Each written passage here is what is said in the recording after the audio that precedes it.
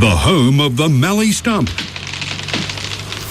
And rippin' good footy, the Mallee Football League. Oh, yes, it's the Flow Friday Night Sports Show. Time to talk Mallee football now. Our next guest has been on quite the journey, Flow Man. Selling honey, apparently.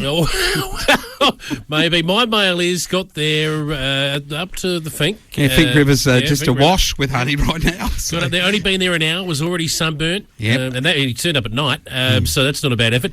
Let's bring in Hoops. How are you, mate? Good evening, gentlemen. Going very well. Coming to you from Mataranka tonight. Whoa! Thermal bathing pools.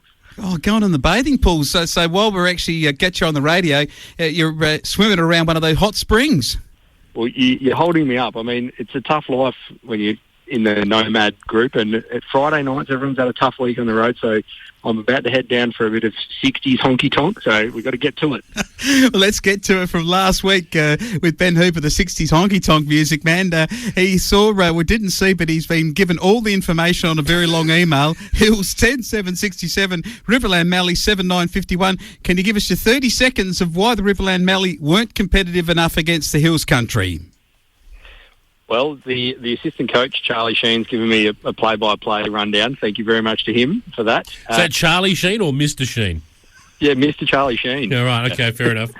Yeah. So he reckoned that, a bit of a shootout at the start and had some opportunities in the first quarter, and then we just got a bit lazy following our player around, so he lacked a bit of intensity on man-to-man action, which improved, but then ultimately they ran away with it in the last quarter. Having a look at some of the better players, Martin's booted 2 for you and was named the best, but there he is again, Brown. He just keeps knocking up, getting named the best players, this man. So Wilfred O'Driscoll as well, he's a star. Jenner and Wilson as well, but Nate Brown, oh boy, he is a gun. Absolutely. He was clearly best on ground. Charlie thought that, probably best on ground from both teams. He went that well, so just total full marks to him, the way he's going about his season and continuing to rise in those bigger games. He's a talented player, we know that, but he'll still put him in good stead for the rest of the season. He's played at that higher level in other associations as well, so he really rises up, and he'll be hard to match up for the rest of the season going forward, I reckon, from this one. So credit to Nathan on the way he went about it. But a few other good players as well. Few maybe not quite up to it as much as we hoped, but the Mallee put in 12 players all up, and which was made up from 3 teams pretty much. Pinaroo, Lamoureux and Karoona putting in the bulk in, and then BDT only 1, which is a bit haphazard for us, I reckon. We only put our best foot forward in this one, but a few out, but then no one from Peak, unfortunately, and Murrayville. I think the BDT going to lift their game into league football. We're going to see the Hills not win like this. Association jumper on hundreds of times. He would have, and he would have been donating honey to other people to get them onto the side, but not happening with Hoops up in some far-flung hot spring place in Alice somewhere anyway. Got a bottle of champagne just on ice, chilling, and here we are holding him up. We probably should move on. Our second Borchard with Zesky, Ward and Trowbridge were the better players in the under-16 game, which went down 18-10 to 2-3 Rocket Maynard's boys. They all learn just from going on one of these trips. So clearly you don't have the cattle that the Hills have and the numbers to pick from, Ben. Absolutely. I think you hit the nail on the head there. It's a great learning experience, not just for the juniors, but also the senior players. There's quite a few young ones in there and first gamers in the list. So these are a very important part of country footy, and going up and having a crack at that association level. It's a great measuring stick, particularly for some of those juniors who have been playing a lot of A grade and getting a good run at it, but to come back to their level and then really be put under pressure, it's a great test. So a very important game, even though it was a harsh loss. Yeah, what do you reckon they would have learned from Rocket? Their vocabulary would have expanded a little bit. Rocket would have got them around the ball. Probably had 7 warm-up laps. Yes. Rocket.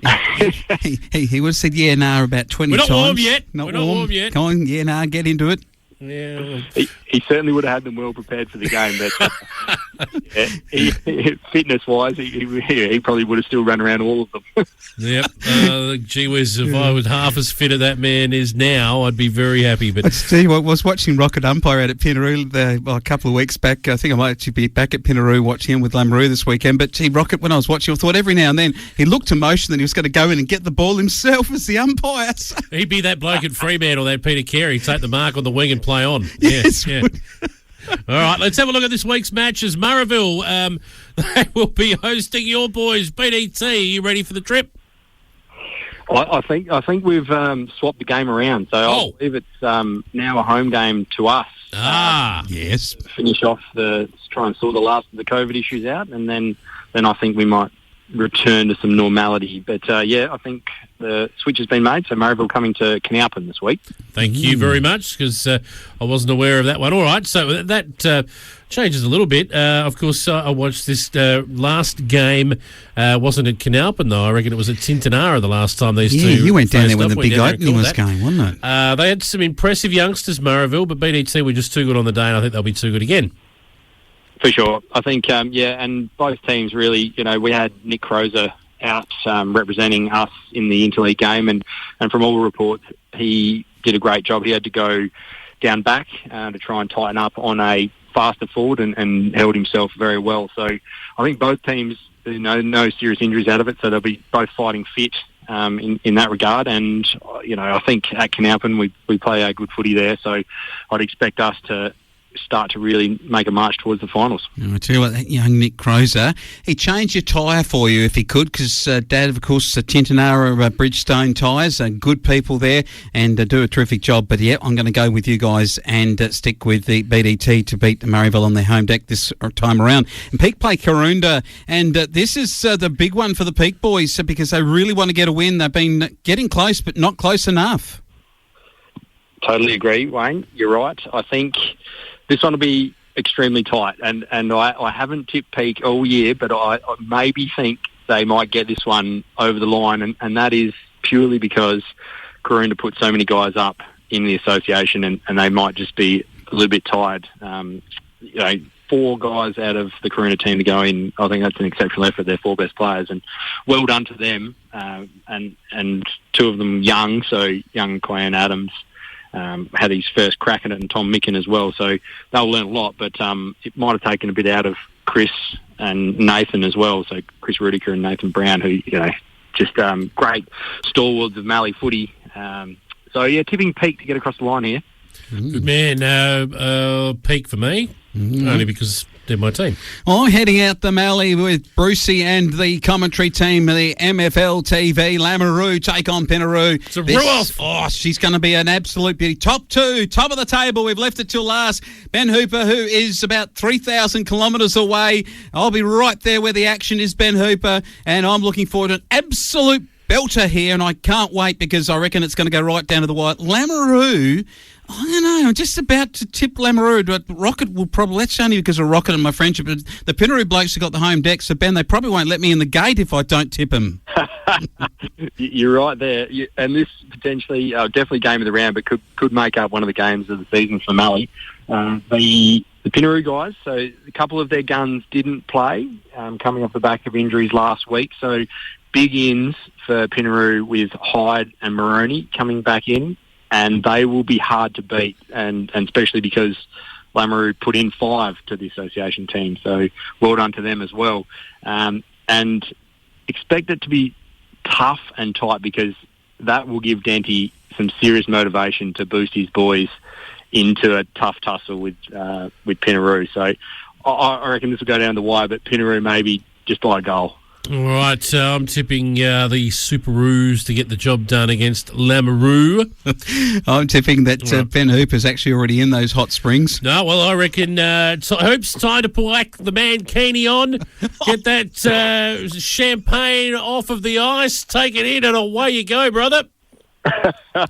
Thanks, Chase. I will. I just better mention though that in the Mallee A grade game that 4 of the best 6 players were from the Mallee. So well done to Nathan, who was best on ground, Nathan Brown that is, and then Rory O'Driscoll, who was 3rd, Shannon Jenner was 4th, and then Johnny Wilson 5th best. So well done to those boys. Good stuff. And my advice to you, that's a good way to finish. If you are donning the mankini, make sure you remember where you parked. Well, that's a joke for another day, I think, fellas, and I know where that is heading and who gave you that information. That's going to be something to look forward to next Friday night show when the great Ben Hooper is actually home running the honey business. And, mate, we'll catch up with you then.